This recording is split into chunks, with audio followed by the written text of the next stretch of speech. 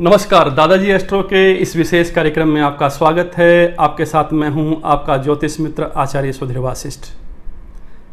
कल श्रावण मास आरंभ हो रहा है, सोमवार का दिन है, पवित्र मास है भगवान शिव के लिए।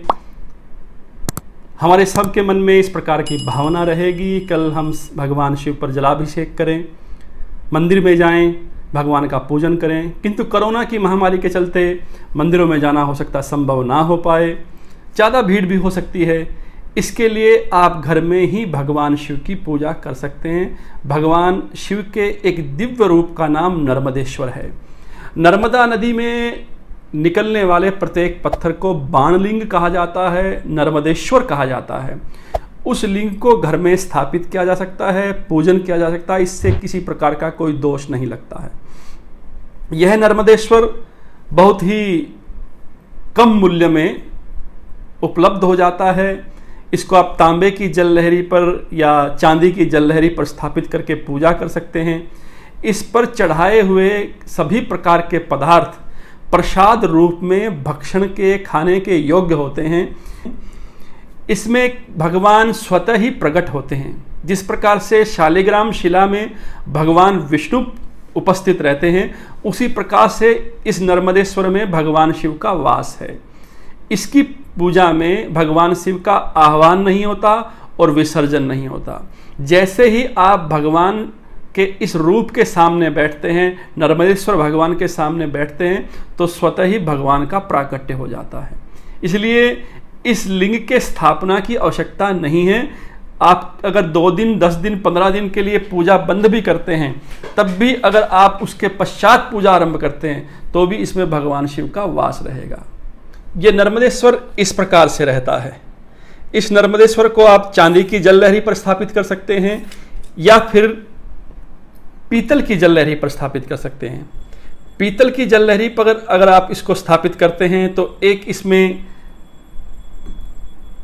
सावधानी रखने की जरूरत है कि पीतल की जल लहरी पर अगर आपका नर्मदेश्वर स्थापित है तो दही मत चढ़ाएं, क्योंकि पीतल पर दही चढ़ाने के पश्चात वह विष बन जाता है।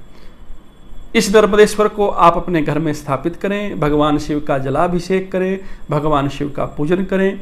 मंदिर जा सकते हैं, सुविधा हो रही है तो मंदिर जाकर पूजन करें, अन्यथा अपने घर में ये बहुत ही कम मूल्य पर बाजार में उपलब्ध हो जाता है। इस नर्मदेश्वर को स्थापित करें और इस नर्मदेश्वर पर ही भगवान शिव का पूजन करें। शिवलिंग की स्थापना के बाद आपको कुछ छोटी छोटी बातें भगवान शिव की पूजा के विषय में और बतलाएं। जब भी आप शिव पूजा करें तो माथे पर त्रिपुंड जरूर हो, चंदन लगा लें। चंदन ना मिले, त्रिपुंड ना बना पाएँ तो थोड़ी सी भस्म लगा सकते हैं। भगवान शिव का पूजन करते करते नमः शिवाय का जाप जरूर करें। आपको जो नर्मदेश्वर दिखाया गया है, इसमें जो जल लहरी है, जो जल गिरने का स्थान है, वो सदैव उत्तर दिशा की ओर हो, यह ध्यान रखें। और जब भगवान शिव का पूजन करने के लिए आप बैठें तो आपका मुख भी उत्तर की ओर ही होना चाहिए। भगवान के दक्षिण की ओर बैठना और उत्तर की ओर मुख करना। अगर मंदिर जाते हैं तो दक्षिण की ओर भगवान के बैठें और अपना मुंह उत्तर की ओर रखें। और भगवान शिव की पूजा भी करें तो उत्तराभिमुख होकर करें तो ज़्यादा श्रेष्ठ रहता है। भगवान शिव की पूजा में रुद्राक्ष का विशेष महत्व है। रुद्राक्ष धारण करके भगवान शिव का पूजन करें, श्रेष्ठ रहता है। बिना रुद्राक्ष के भगवान शिव की पूजा को उतना प्रभावशाली नहीं कहा गया है। भगवान शिव पर 4 पदार्थ जरूर चढ़ाएं, दूध, दही, घी और शहद विशेष कहे गए हैं। गन्ने का रस, पंचामृत और आमरस वर्तमान में आम उपलब्ध हैं, आमरस चढ़ाएं, फायदा रहता है। किसी प्रकार का कोई संकट चल रहा है, विशेष संकटग्रस्त हैं, सरसों का तेल चढ़ा सकते हैं।